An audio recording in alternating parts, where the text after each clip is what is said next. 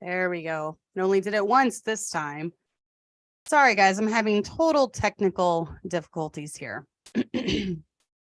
Okay, so excuse me while I figure all those out. First, it all started with the email that I tried doing, and it turned out all wonky.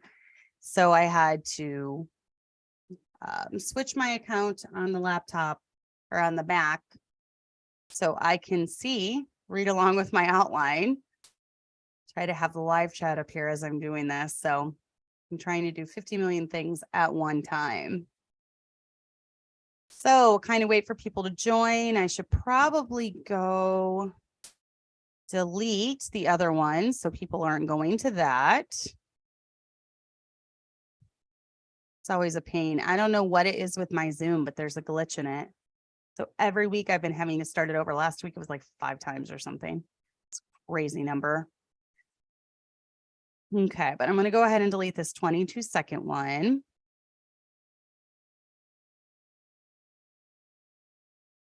At least it was only once this time. All right, there we go. Hi, Amber. Hi, Kaylin. That's all right, Kaylin. Little tips that you can pick up now that will help you as you enter into marriage. And yeah, Amber, I haven't seen you on a live forever. Next week, it's going to be at 7. The show is not brought to you by Ghost. It's just what's helped me lose 15 pounds this year because I started cutting out all the soda. I am not an affiliate of Ghost. I just love their products. So I will be drinking that throughout the show. I'm trying the mango one for anyone that's interested. Pretty good. That mango one's actually really good. I feel like the flavor sometimes varies between batches. And this mango is really good. It's very mango-y. So I'll be drinking that as we go through here because I never got a chance to drink my Ghost this afternoon. But yes, I've been having technical difficulties. So hopefully I'm able to look at the email here on the computer while doing it. Oh, thanks. Those are just, cheapo fingernail polish from Walmart. They keep me from biting my nails. So not only have I lost 15 pounds by drinking Ghost, I also have not been biting my nails. Aren't you so proud of me? So I'm proud of myself. Okay, so let's get into the show today. We are talking about the simplicity of marriage.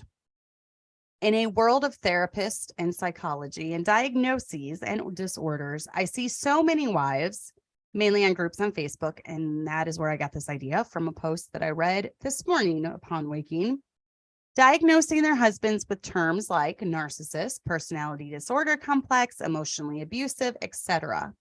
And while I agree that those type of men do exist, and I am sure we will see more and more instances occur where that's happening, mainly as our homes deteriorate and collapse, I want to caution women against using those terms loosely.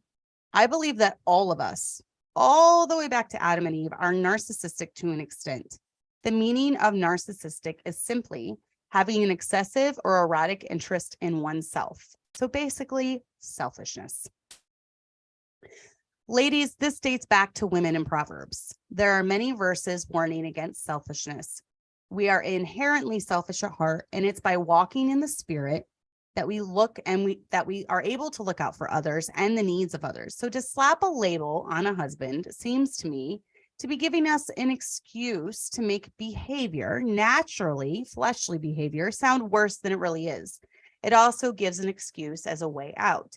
If you say I'm married to a narcissistic husband versus I'm married to a man that is selfish, narcissistic sounds worse. Narcissistic sounds abusive, etc. I have been in ministry for over half my life. And one thing I've noticed is that people are people and people have problems. Even Christians have a flesh and we sin. We have to fight against being selfish. We have to fight against putting our needs and wants first. We struggle. We fail. But, and this is the thing I've noticed, unless you were really, really fooled and you married a Ted Bundy psychopath, most men are relatively the same. And I want to mention that the reason Ted Bundy and the reason Jeffrey Dahmer and the reason all these other men are famous is because that's not the norm. They were truly psychopathic reprobates. So the majority of men are not like that. I have seen the underlying issues in marriages that are struggling, and I've seen the same underlying issues in marriages that are succeeding. So for every marriage that's struggling, they have the same issues. They deal with the same issues. For every marriage that is succeeding, they also have the same issues, if you want to call it that. I think we're overcomplicating this issue of marriage. For a refresher on the simplicity, excuse me, still dealing with cold. Please rewatch my book review of The Proper Care and Feeding of Husbands. I think we make men and marriage more complicated than they really are. So I like the fact that we're going to go over some of these truths, such as just different things with marriage. And I want to put a disclaimer out there. Joyce actually asked me if I was going to put this disclaimer out there. She said, are you going to put in, or basically say that, you know, every husband's different. They're not all cut out of the same cloth. And where I do believe that most men are similar in nature, you know, obviously the Bible outlines ways that men should be, ways that women should be. And I believe, and we're going to go over it, that men are not super complex creatures. Just like, I feel like they all kind of fit into somewhat of the same generalities, but every husband likes different personalities. And that is further in the outline. My husband might not like your type of personality, and that's why he didn't marry you. My husband likes my personality, and that's why he married me.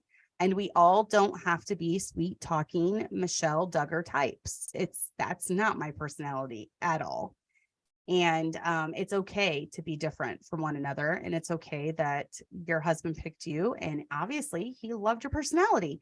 So I really don't understand this getting married and then trying to morph into another woman, because it's not natural. It's not who your husband fell in love with. He married you because he was attracted to you, because he was attracted to your personality.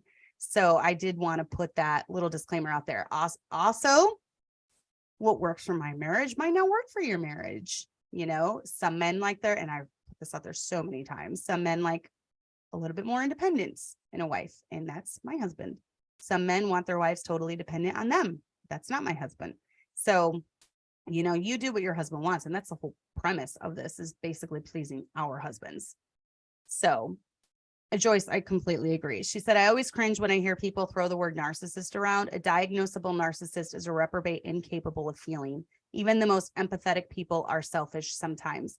And I've often found that the ones who tend to use that term a lot are projecting. That's just what I found in life. Someone who tries convincing you that everyone in their life is a narcissist tends to be very narcissistic in nature as well. And they tend to be projecting what they are onto everyone else. So just be careful of that. But I love that marriage is simple in the fact that there are two truths.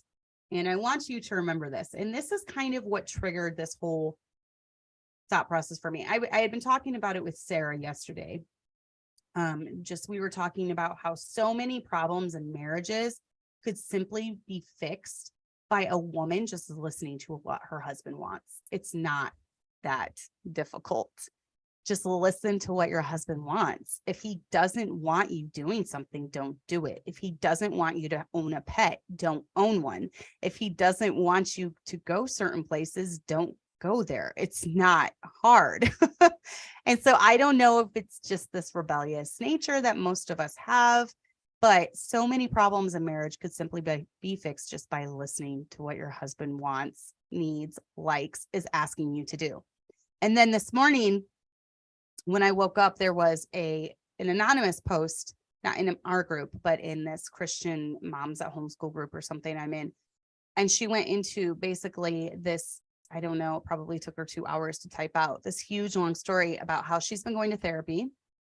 And upon going to therapy, she has been enlightened to find out that her husband is a narcissistic pig, basically.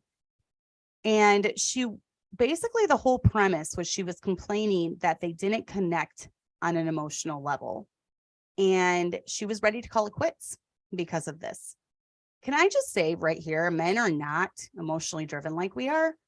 And I don't know that I connect with my husband on an emotional level because I don't go to him to connect emotionally. He is the one I'm most attracted to. He is my husband. He's the one who I most admire. He is my friend. He is my companion. But I don't look to him to fulfill all of my emotional needs. The only one in my life who can do that is the Lord. So I don't know if this lady has a void when it comes emotionally that she's looking for her husband to fill. But can I just say that most men are not emotionally equipped to fill our every emotional void. So I wanted to throw that out there. But I was really bothered by the end because I felt like everything was fine up until she started going to therapy and learning all these big fancy words and all these diagnoses. And then suddenly her husband's this awful person. So we have to really be careful about that, ladies. We have to be careful about self-diagnosing ourselves with things, and we have to be careful about diagnosing those around us as everyone's a narcissist, or just because we took a class, or just because we went to a couple therapy sessions or whatever. So I wanted to throw that caution out there as well. Oh, yay. It looks like a troll account is back. Thank you, Sarah, for deleting that. I didn't even see what it said. But marriage is simple in the fact that there are two truths. Number one, marriage is for life. And if we just keep that in mind, that marriage is for life, I chose this man, he chose me, and we're going to make this work. And then number two, you are your spouse and your spouse is yours. And just holding those two truths dear in our heart will help us really just, work problems out. It will help us fall in love with the one that we chose and the one that chose us. And it will also keep us from temptation, realizing that my spouse is mine, I am his, but that's it. I don't look at any other man. He doesn't look at any other woman, vice versa. So, oh yeah, they're all out in full force today, I guess. Welcome, trolls, and welcome, Gently Led Sisters listeners. If it wasn't for you, I wouldn't have a show. Either one of you, I guess. So those truths, keeping those two truths will definitely help us weather every storm and get through everything that comes up. And then marriage is simple in how the Bible lays out our rules. Here on Gently Led Sisters, we do believe the Bible. We do believe that it is God's word. We do believe that the Bible clearly outlines rules and they are there for a reason. So husbands, they have the duty of loving us.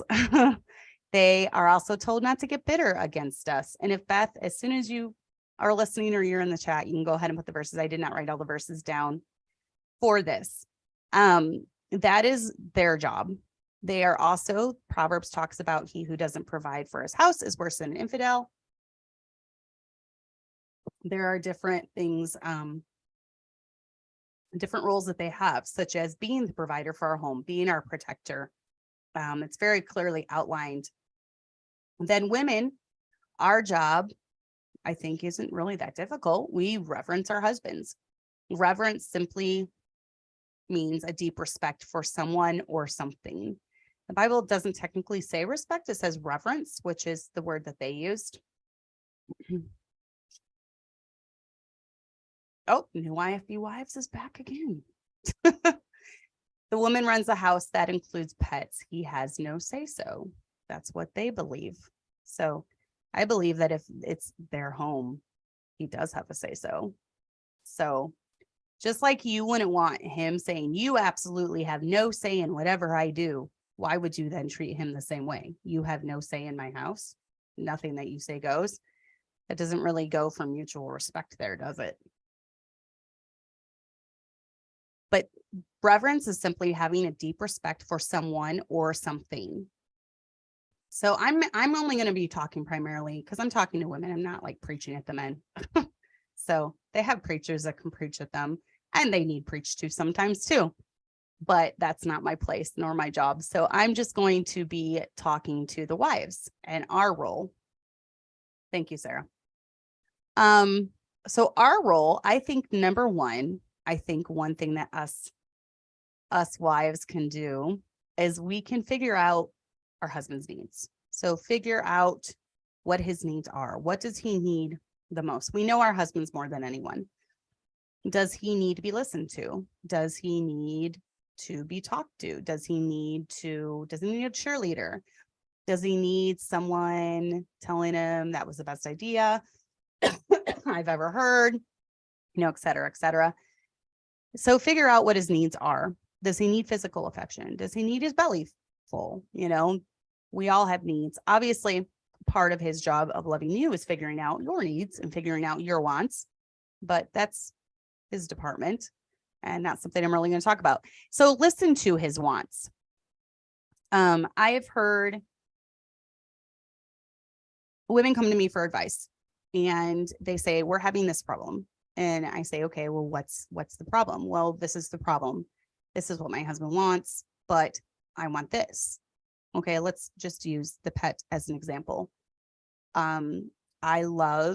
Let's say this person comes to me, I love cats and I love kittens, but my husband just really doesn't want a cat in the house. He had a horrible experience growing up and his house smelled like cats all the time. And the thought of another cat just makes him break out in hives or whatever. So many women will just fight for that. It becomes a source of contention in their marriage. Little things build up and suddenly they're fighting over everything, and traced back, it all goes back to this cat or something. I crave peace in my own life so much. I don't understand something like a cat, superseding peace in my home. So my advice is just get rid of the cat or don't get a cat. Not even, sometimes they don't even have one. Just don't get the cat. But you don't understand. I want the cat. Okay, but what do you want more? Do you want peace in your home or do you want a cat? So you have to decide what your priorities are. If you truly want peace in the home, then you're going to need to learn to, put your husband's needs above your own. Just like we as moms, we put our kids' needs above our own. Most of us do. I would think, we would be like, if a mom's like, you know what? I decided my kid is more than capable of feeding themselves. So I am on strike. I am not making meals. They can figure it out themselves. I think people would be more harsh on the woman that did that than if a woman, why is it okay then to be like, you know what? My husband could cook on his own. He is more than capable. He is on his own. I am going on strike. I am done. If a woman said that, she would probably be getting hoorahs and slaps on the back and high fives. So we put others' needs in front of our own all the time, our kids. So why would we not with our husband when he is doing so much? So number one, I am primarily talking to stay-at-home wives and moms. And as such, because you are stay-at-home wives, you have a responsibility and it's a blessing to be able to stay at home. And your husband's working hard to make sure that, you are staying home. And so as such, take that seriously. All right. And I just clicked off of my more technical difficulties. My goodness. Just clicked off of my email that I was on. So I need it for my outline. So let's get back here to my outline. That's another thing that's been really weird. Whenever I do my outlines, if I copy and paste any type of definition or anything, it gets it all crazy wonky. I don't know what's going on. So listen to his wants and then try to do them, whether that's getting a pet, not getting a pet, whether, that's he likes a certain style. He likes the way you dress. He likes the way you do your makeup. He likes if you don't do makeup, whatever it is. You tried to dress nice for him and dress up and make yourself really nice when you were dating. So then why does it stop after marriage? Oh my word. Hide parakeet world too, please. I think it's the same person with just multiple accounts. They've just decided to choose violence today. Okay, so be respectful. I don't understand. The one that we're supposed to be closest to in the world is our husband or our spouse. And just be respectful to him. You don't need to be snarky or make nasty. Sometimes I've heard wives be pretty nasty to their husbands, say pretty nasty things. Have a filter on your mouth. Learn to just keep your mouth shut if you are wanting to be nasty or contrary all the time. You know, a woman who's just nasty all the time and who's disrespectful to her husband. And, you know, I believe in being respectful to everyone, not just my husband and my kids. I believe in being respectful to those in the world. I believe in being respectful to those in our church, the way we talk, our tone of voice, our language. I don't believe in vulgarity. I don't believe in profanity. So why would we treat everyone else with respect and hold that rule for everyone else, but not the one that we're closest to? I don't understand that. Oh, thanks. My fish. I don't know what's going on with everyone coming today. Oh, just do what your husband says. It's not hard. And then model respect to your kids. You keep missing all the trolls, Shara. It's fine. Sarah's staying on top of it. I'm glad she's in there because I'm not staying on top of it. I keep missing the comments. But model respect to your kids. Your kids are going to, the way that you talk to your husband is often the way that they'll talk to your husband. And the way that your husband talks to you is often the way that the kids will talk to you. So, you know, it goes both ways. I hope you don't have a jerk of a husband, but the Bible is true when it says that a soft answer turns away wrath. So you can remain cool and remain calm in situations. Okay. Bye, troll. Nice playing with you today. Oh, you gotta love the trolls. At least it's more views, right? And then model respect to your kids. Marriage is simple. Marriage is simple because marriage is simple when you have a hardworking husband. And this kind of goes back to what I was talking to before. When your husband works so hard that he allows you to stay home, that's a privilege. That's not something that everyone gets because we live in a harsh economy, obviously. A lot of men are having to take out 2 jobs if they have a stay-at-home wife. And we, with all our Biden politics and even the Bush politics before and the Trump politics, and this goes all the way back to Clinton, Bush, all those guys. It all builds. And so as we go, the economy is going to get worse and worse. And so if you have a hardworking husband, thank him for it, you know. And if you are a stay-at-home mom, you know, do what you do well. See it as a job. You know, we live in a TikTok world. So we live in a world where everyone is glued to their cell phones and you can whittle away a lot of time on a cell phone. Now, I don't really have time during the day because I have so many hours of teaching, homeschooling, so many hours of piano that I teach. There's not a lot of time. So I try to reserve most of the time if I'm on for at night, right before bed. That's kind of my chill time. But during the day, it's business, right? And you should take it seriously. See it as a job because it is a privilege. So if you stay at home, do your job well. You know, make it a happy home. Figure out, does your husband hate it when you yell? Then try to cut out the yelling. Does he hate it when you make passive aggressive comments? Then don't make passive aggressive comments. Your home should be an oasis from the world. Okay, so he shouldn't have to go from chaos out in the world to chaos in the home. You know, it should be an oasis away from that where he can come and just relax and be at peace and it not be a war zone. Train the kids. Does he like, you know, your kids obedient?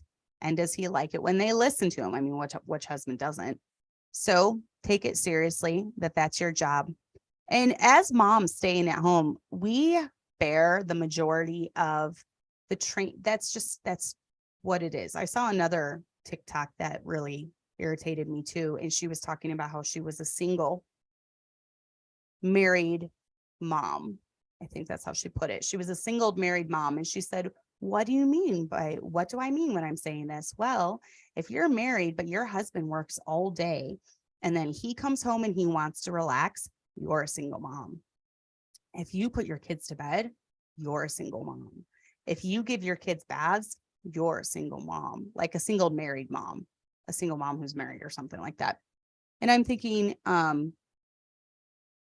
our husbands work hard so that we can be stay-at-home moms. And I don't take that for granted. And just like we like to put the kids to bed and relax, our husbands like to get home from their work, from their job. Some of them are working very physical jobs and they want to get home and they want to relax. If you have a husband who helps you out, that's great. But if you don't, I definitely would try not to compare with everyone else who you think is, and then watch these stupid TikToks and then get this in your mind that you're just this victim because you're doing the majority of the child rearing. That's what we do. The Bible says that we guide the home. We're keepers at home. We guide the home. You know, older women teach younger women to love their husbands and love their children. So that's the majority of that is going to fall on us. So take that seriously. Do devotions with them, pray with them, sing with them, have fun with them. You know, make it a happy home. And then streamline if you can. Find ways where, you know, you can have things that will make your job as a stay-at-home mom more effective. And someone was saying that the Proverbs 31 wife is not anyone that any of us could ever be, because back then she had servants. And so she was able to have other outlets. Well, we have servants too. And I did see one reel that I really liked, and she was going around the house and she was introducing her servants. She was like, to the dishwasher, this is Bertha. And to the fridge, this is Martha. And, you know, to the KitchenAid, and this is Gertrude. So we do have servants. Life is so much easier for us than it was for the Proverbs 31 woman as far as getting stuff done. So learn to streamline your schedule, learn to streamline all of your appliances and different things like that they can help you. Instant pots, crock pots, different things like that. Number 4, marriage is simple in the fact that men are not complex. And I will go to my grave saying this. Most men, unless they are like artsy Van Gogh or Beethoven or Chopin or Haydn, unless they're like some famous composer that was incredibly gifted in the arts, they're not complex. I have found that a lot of artsy men are a little complex, and I kind of steer away from that because I like the simplicity of my husband. And I don't mean simplicity as far as there's nothing in his head. I mean simplicity in the fact that he's a happy man. He's a content man. There's not much that goes into making him happy and content, you know? So it's just me fulfilling my role, him fulfilling his role, and having a happy home, us having a happy home, us having a happy friendship, companionship, all that. So marriage is very simple in the fact that most men, I will put that disclaimer out there, are not complex. There's basically a few things you need to do as the wife. You need to meet their physical needs. You are the only one who can fulfill your husband's physical needs. So make sure that you meet them. If he is asking you, and I'll put this disclaimer out there, if he was asking you to do something that is illegal or goes against the law of God, then you do not have to do that. But most men are pretty simple, and most men just need their physical needs met. Feed them. Number 2, a way to a man's heart is through his stomach, right? I firmly believe that. Definitely feed them and feed them well. Figure out their best, most favorite meal and make it often for them. My husband's obviously steak will always win. Steak will always win.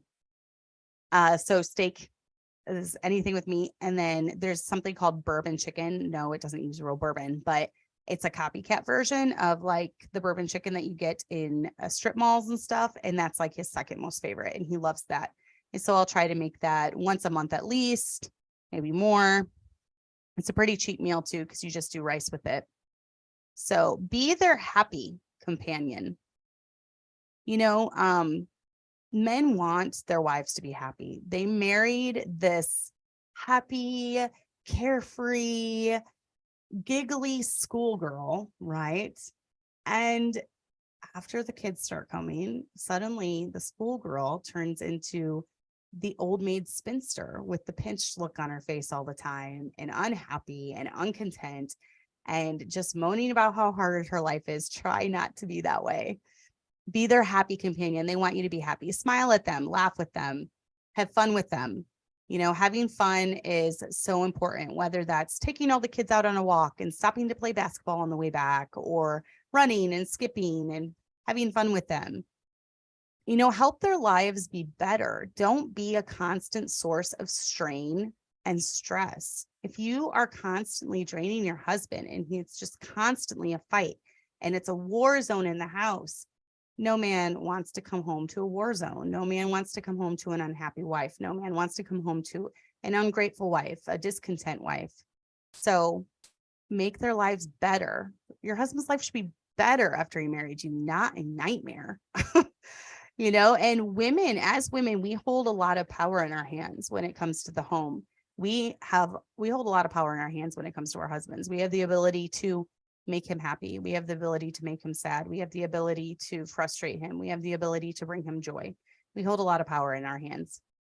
And I think there's a lot of women that use that power to hurt rather than build up their homes or help their homes. And I want to throw this disclaimer out there as well. I'm not talking about those of you who have chronic illnesses, whose husbands have had to step up and do above and beyond, because there are some instances like that. Okay, I'm talking about those of us who are healthy and we have no chronic problems. I know people with chronic illness tend to deal with a lot of guilt and, you know, my husband has to do so much. But you got to realize too, that's just part of the in sickness and health vows that he took. There's some things we can't help. We live in a sin sick world. We live in a world that there's diseases and there's autoimmune things and there's Lyme's and there's all these things going on. And sometimes we just can't help it. So if that is you, if you live with chronic illness, if you deal with stuff on a day-to-day basis that I don't, then I'm not talking about you being a stress because you're sick. Okay. But even those that are sick, I have known them to be very joyful, even amid the struggles and the trials. And, you know, they try not to complain and they try to tell their husband how much they appreciate all he does for them. And so I'm not talking about those of you who have a chronic illness. I'm talking about those of us who, I think the number one thing that can tear our husband down more than anything is our mouths, our unhappiness, our discontentment. That's what I'm talking about, being a drain on our husbands. Be their cheerleader. You know, men need someone in their corner, especially some of us whose men who they've taken a more public stand about things, and they get a lot of grief for that. They get a lot of grief from the world. They get a lot of grief from other Christians. And sometimes they might just get sick of fighting. So they need to come home to someone who's always behind them, who's got their corner, who's in their corner, who's got their back, who's not griping at them or not tearing them down, who's building them up with words of encouragement. You know, marriage is simple because you are married. Marriage is simple in the fact that because you are married to someone for years and years and years, you grow to know what they like and love. And that takes all the guesswork out of it. You know I can look at my husband and a look across his face and I know exactly what's going through his brain. Sometimes me and the kids will play this game where I'll have a ghost or I'll have, I don't know, we make cookies or a dessert or something. And we'll put some on a plate and we'll go into the room and we'll be like, Dad's going to be like, hey, because he'll say this thing where he'll be like, hey, or he'll be like, where'd you get that? You know, or something. And so we always guess what he's going to say. Most of the time we're right. So because we've been married for decades, we know what's going through each other's heads. We know what we're thinking. There's no guessing. So I like it that we're at that point in marriage where we can do that. I truly believe for us, and I was talking to Sarah about this, the first 5 years were the most difficult because you're getting to know that person. You're getting to know them. You're getting to know their wants, their desires, their likes, their dislikes. You're getting to know the red button issues and what not to talk about. And it's like with some wives, they want to hit the red buttons all the time, over and over again. Do you like fighting? I don't know, because I don't like fighting. I am one who will not avoid confrontation when it is necessary, but I don't like it. I don't go looking for a battle. I don't go looking for a fight. So marriage is very simple. And the fact that when you're married to someone for years and years, you grow to know what they like and love. And just remember, the grass is not greener on the other side of the fence. It's not going to be better with another man. Most men are the same. Most women are the same. Different circus, different monkeys, right? It's pretty much always the same. Unless you're married to a Ted Bundy psychopath. I always have to throw that whole disclaimer out there, but that is very rare. And no, not all men are narcissists. Not all men are psychopaths. So I have to throw that out there. Figure out how to make your marriage work. Figure it out. Just stop being so nitpicky on all his faults. Instead of listing all his faults in your mind every day, list the good things about him. He's a hard worker. He's handsome. He brings home the bacon. He is a good dad to your kids. And I always think of it this way. Do you really feel like the problems are so bad that you're going to take away a dad in the home from your children seeing a dad, a stable man in the home every day, and you're going to take that down to now they're seeing him every other weekend? They're going to be better off. You're going to be better off all alone in your bed by yourself every single night. The problems are so bad that that's better. The only time I would say that that is the case is if you are in a physically abusive marriage. And obviously, those of you who know me know I do not condone that. Know that I do not condone staying with your children in an unsafe environment. So if you are in a marriage where the man is physically abusive or sexually abusive to you or any of your kids, that's when you seek help. But everyone knows me, knows that. The majority of husbands are not like that. So I'm not talking about those type. Men are men and women are women. Make each other better. Encourage each other to do better. Be an example. If you have a spiritually weaker husband, and yes, that does exist more and more, read the Bible. Have him see you read the Bible. Have him see you praying. A lot of women really struggle on this because we tend to gravitate more towards spiritual issues than sometimes men do. Men tend to sometimes gravitate towards more carnal things like video games and movies and things of the flesh, just as drinking and even womanizing and different things like that. So as women, because we are more emotional, there is an emotional connection with all things spiritual. And so we tend to gravitate towards that. A lot of times the woman will grow after she gets saved, but the man, it takes work to grow as a Christian, and he's busy with life and busy doing things, and it's not high on the priority list. So I've seen lots of instances where spirituality becomes a source of contention. The man calls the woman holier than thou. Maybe he feels like she stopped doing some of the fun things, whether that's smoking marijuana with him or drinking with him. But remember, at the end of the day, we ought to obey God rather than men. And that includes our husbands. When there's a specific command in the Bible, we should still choose to listen to God over our husband. But if it's something that's not a sin, I would definitely encourage you to keep doing it and also not to preach at your husband about it. I've seen miracles accomplished through wives just praying, not nagging their husbands about it, not trying to take the lead, but just praying about it. So let's say you have a conviction against movies and your husband is determined that he's going to watch this movie or whatever. If it's okay with him, just ask if you cannot watch it.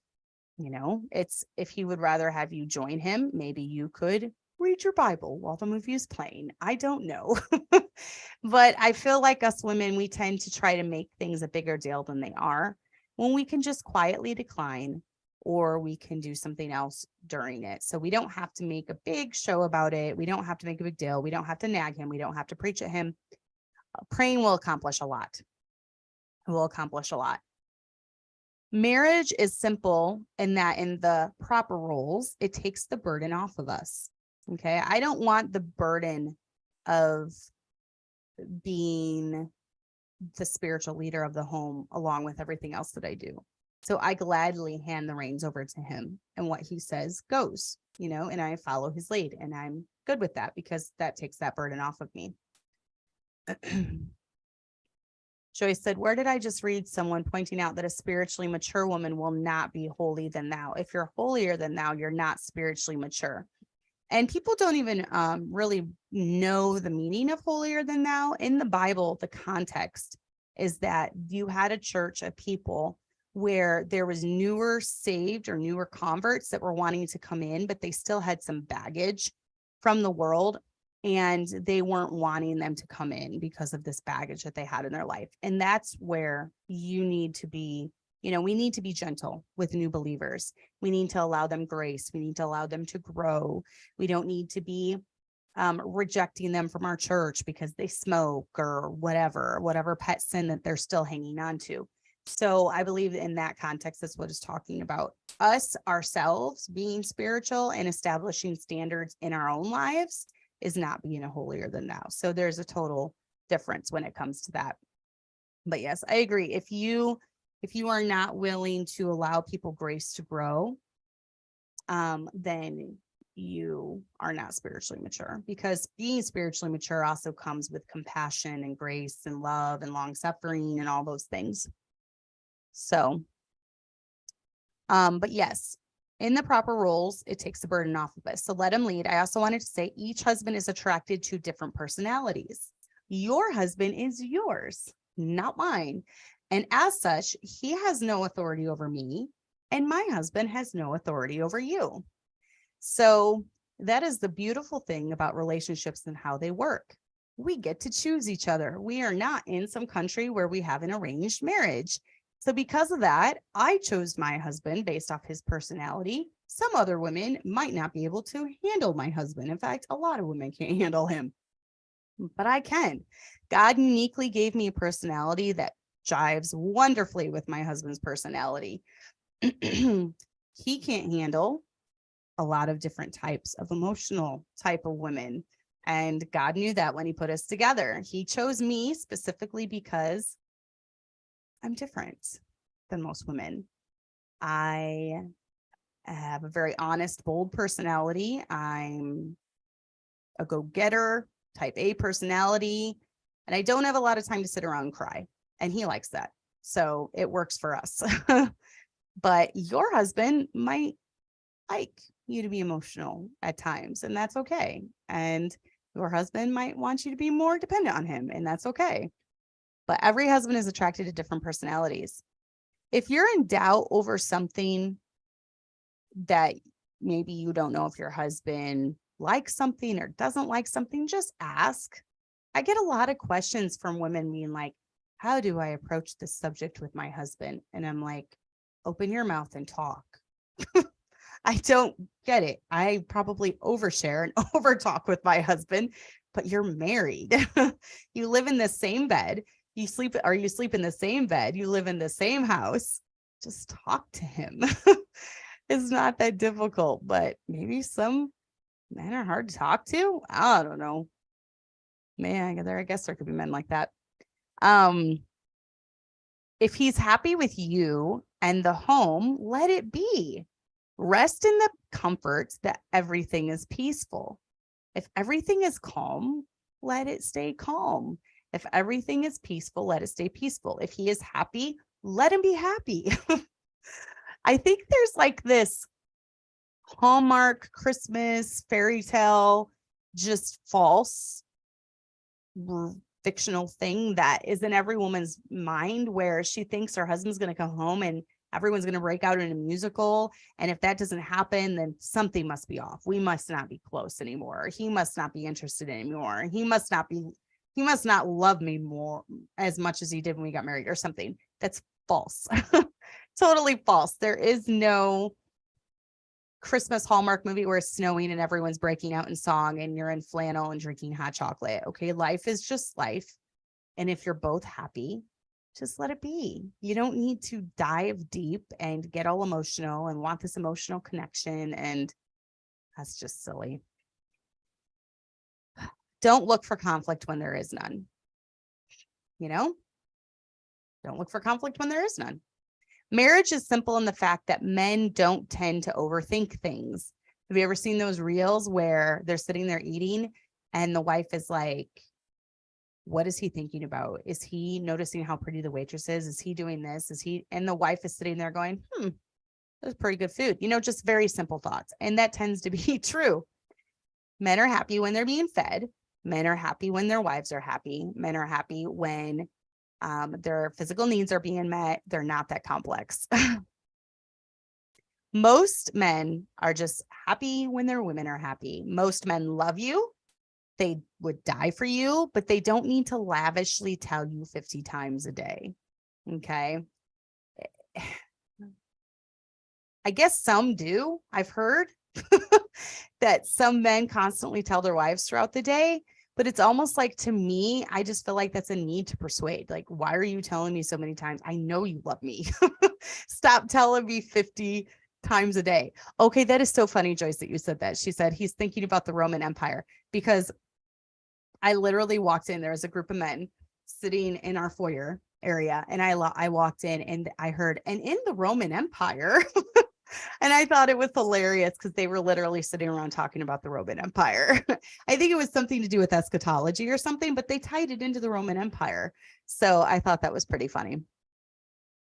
But yeah, most men love you, would die for you, but they don't need to lavishly tell you 50 times a day. I know we like hearing it, and it's okay. My husband and I tell each other every day we love each other, usually before we go to sleep. And it's nice to hear. But I don't I'm like, why haven't you said it? You love me? Does he not love me anymore? What's going on? Our marriage isn't deep emotionally, just don't fret over it. Most of the time when men act happy, they are happy. So, let your husband sleep at night. I know this worked for my marriage. This is important for my marriage. We both like our sleep. And there have been times in the past when we were newly married where I had heard the advice, don't go to sleep before the sun goes down. And so I was determined, whatever little tiff we were having, we were going to get it over before we went to sleep. And it turned into a nightmare because it would turn into midnight, 1 o'clock, 2 o'clock.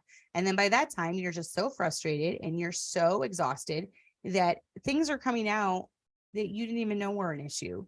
And this issue turns into this issue, and this gets worse and more complex and all this stuff. So I would recommend just going to sleep at night and letting your husband sleep at night. You can fix whatever problem there is to fix in the morning. That's my advice. Take it for what it's worth. I have been to bridal showers where someone's giving a talk, and or they'll give advice. Like, everyone will give advice on a card, right? Advice from all these newer wives is, don't go to sleep before you figure out a fight. Like, get it figured out. Advice from the older women is, let your husband sleep. You can figure it out in the morning, because everyone's head is clearer in the morning. Everyone thinks better in the morning. The problem seems a lot less significant in the morning. Problems tend to build at midnight and 1 and 2 in the morning. Problems seem smaller after you've had a good night's sleep and your head is clear. So yeah, I've found that. Newer wives say, get it figured out. Older wives say, just sleep. Just let your kids sleep. I must be an older wife because I'm at that. Let your husband sleep. Just do him a favor and let him sleep. He has to get up early and go to work because, remember, he's providing so you can stay at home with the kids. So believe him when he says there's nothing wrong. Men aren't like women. Like, we can say, oh, nothing's wrong, but there really is something wrong. Well, I just tell my husband when something's wrong, but that's just me. But women can be a little catty like that. Most men are just going to tell you if they have an issue. At least my husband does. And you know what? That's another thing too. Men are going to have an issue sometimes. Sometimes you're getting slack in some areas. The house is falling apart, like, as far as internally, as far as like structure and stuff, and your husband's not going to like it. You're going to be sensitive when he criticizes you, but try to take to heart what he is saying and try to make it better. If there's something that is just really driving him crazy, try to make it better. If there was something about him that was really driving you crazy and you nicely told him, you would want him to work on it. So show him the same amount of respect and grace when it comes to him wanting something done differently around the home. Don't push him and don't nag. That's like the number one advice for wives is don't nag. We're like dripping faucets when we nag. When a man is ready to share his heart, he will. He grows to a point of trusting you with his thoughts. And I would say that even when we were first married, this has come a long way. My husband by nature is not very emotional, and my husband by nature doesn't share his heart often or with many people, like any people. So when we were first married, he had to learn to trust me, and he had to learn to he figured out that I was trustworthy when it came to certain things. And if you are someone who likes to blab all of your personal business all over Facebook, all over the internet, then he might not be so readily willing to trust you. But, you know, when he does share his private thoughts with you, don't blab it to the entire world. And then some things should remain private in your marriage, like the bedroom and like things that go on in the bedroom. That should only, I have a couple close friends, very close friends. We never talk about that ever. I don't believe that a classy lady talks about that type of thing. There's the one private thing, the thing that remains between you and your husband should be that. So, and it's a big red flag to me if someone's bragging about it or going on about it. It's like, why are you trying to persuade me that your marriage is so great because of all this stuff that you're doing? Are you trying to impress me? Because it's not impressive. I'm not impressed that you're not telling me. So I don't know why women do that. Men have egos. This is my last point before we go into the challenge that we're going to do for the next 10 days. Okay. Men have egos. Guard that ego carefully. He needs to be able to trust you with that. And I know that men get a bad rap for having egos, but it's not a bad thing for a man to have an ego. And men have a sense of pride in their accomplishments. They have a sense of pride. Back in the pioneer days, they would have a sense of pride when they would, you know, conquer the land. And that's why they went west and they lived through the hardships that they did, because they took a sense of pride in working the land with their hands and building a home and providing a living for their family, planting crops, harvesting them. That same ego is still there today. So I have found that when a man's problems are broadcast to the world, pride gets involved and things can escalate very, very quickly. And so all of our husbands have faults. All of our husbands have things wrong with them. All of us do. All of us have faults. How would you feel if your husband was broadcasting all of your faults all over Facebook to all your friends, to all his friends? Yeah, my wife, you know. I like the reel that I found where it's a woman sitting there and she's just like, she has this sheepish look on her face. And she's like, you know, when all the women are bad mouthing their husbands, but you have a good husband, so you don't say anything. That's kind of how I feel. And even if our husband has faults in areas, we should not go around blabbing it to everyone, broadcasting it to everyone, putting him down to other people. Men have egos, and we should guard that. They should be able to trust us with that. So it's not always a bad thing. The ego is what drives a man to do better, be better, provide a better living for his family, provide a good home for his family, you know, just get out there and work every day. It's one of the driving forces behind a man. So, looks like another troll. So this is the challenge that we're going to have for the next 10 days. Okay. So, and I'm going to post this in the Gently Led Sisters group. If you guys want to join, go ahead and join on Facebook, Gently Led Sisters group. Day 1, which will start tomorrow. When he gets home, put down everything and greet him with a smile and a kiss. I think we sometimes get so busy with the home and things that are happening in the home. It should be a big deal when dad gets home. And it kind of is in our house. Hannah goes crazy every time. Daddy's home, daddy's home. You know, everything like that. So make it a big deal when dad gets home. Oh, wow, Kaylin, that was a fast interview and congratulations. I'm glad you got the job. Day 2, send the kids out of the room and talk to him for a few minutes after he gets home. So just focus all your attention on him. Ask how his day went, chit chat with him for a little bit. You know, if you've got littles, obviously you can't like send them out of the room, but you know, just talk with your husband. when he gets home. Day 3, I want you to make his favorite meal for him.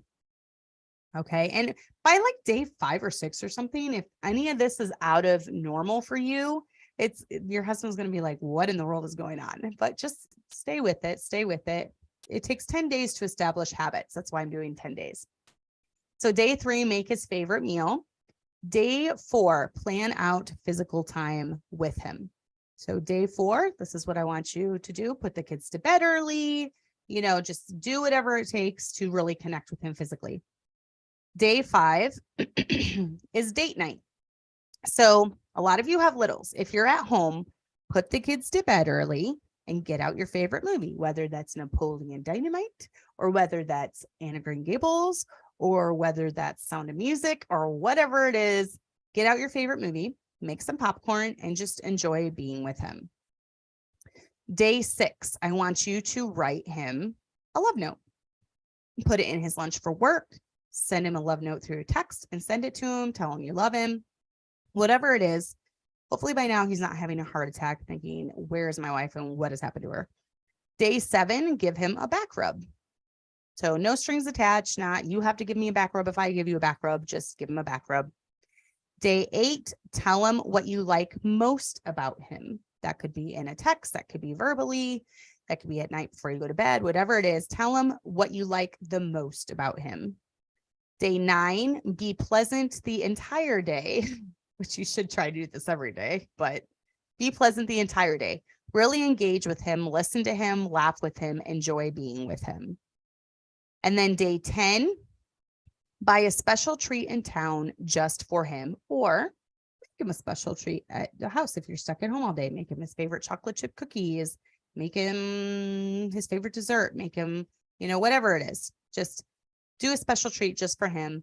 It can be fast food when you're in town. It can be his favorite candy. It can be making his favorite dessert. And then after day 10, I just hope that everyone has gotten used to treating their husbands nice. That's the goal. And do all of these things all of the time, every day. And you might be amazed at the change in your husband. Your husband will have a pleasant wife. Your husband will have a sweet wife. Your husband will have a wife that is looking out for the needs of him and putting him first, and really he's going to fall in love with you all over again. Okay. So us wives, we have a lot of power to do things for our husband. One of the things that my husband does that's super sweet for me is he buys me ghosts. So if he's in town, my favorite is sour lemonade. So if he's in town, he will pick one up for me and he'll bring me a ghost. He's even tried to buy iced coffee before. He really stinks at ordering my coffee, but he's tried. I'll give him that. So he has tried to order me iced coffee before. Most of the time he'll just say, if you do an order, I'll pick it up, because he stinks so bad at doing my iced coffee. He has no idea how I drink coffee. He's not a coffee drinker. So, and then I do the same for him. I'll pick him up a ghost. I did yesterday when I ran and got one for myself. If I see something at the store that I know he'll like, ice cream sandwiches or something along those lines, I make sure I have it.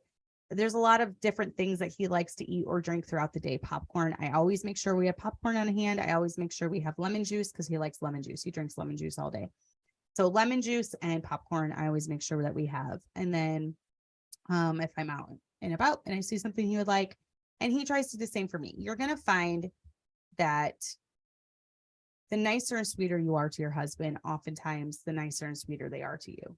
So that's just the way it goes. I don't know why wives are just nitpicky and nag and belittle and criticize, and they just constantly nitpick. And then they expect their husbands to be madly in love with them. That's not really how that works. Most husbands are going to love you because they vowed that when they married you. But let's make it easier on them. Let's make it easy for them to love us. And you'll be amazed at how peaceful your home will be. I believe every good home, the foundation is a good, strong marriage. I firmly believe that. And if the marriage is crumbling, the home is crumbling. If the marriage is crumbling, the kids are struggling. So you get that marriage really good and strong, and you're going to see really good things happening in your home. So, and that's my goal, is to encourage you to be that way, to be a good wife, to be a good mom, to be a sweet wife, to be a sweet mom. That's my goal, to encourage you in this life that we live. It can be really easy to get bogged down with life and everything that comes with raising kids, but we have to put our husbands first, because once the kids are grown and gone, it's just us and our husbands. That's it.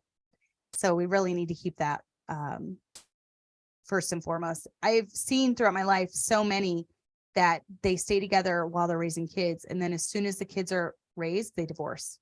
And I don't really get that, because our relationship, my husband and I, our relationship has become only stronger throughout the years, and it's better, and we're closer, and he's sweeter and I'm nicer, and it just kind of goes hand in hand. So I just want to encourage all of you to do that this week. I will definitely post every day, and then we can check in, see if you did it, see if you did the challenge for the day, talk about difficulties. Maybe they're pretty easy. The stuff I picked out is pretty easy. So no one really has an excuse. But I will see you next week at 7 p.m. Central. I am having Melissa on, and we will be talking about living on a bare bones budget, freebies, different ways that you can bring in extra, not just income, but items, things, different things like that. So join me next week at 7 p.m. And I hope you all have a great week this week, and keep checking in on the Gently Led Sisters group on Facebook. And we will be posting that challenge there.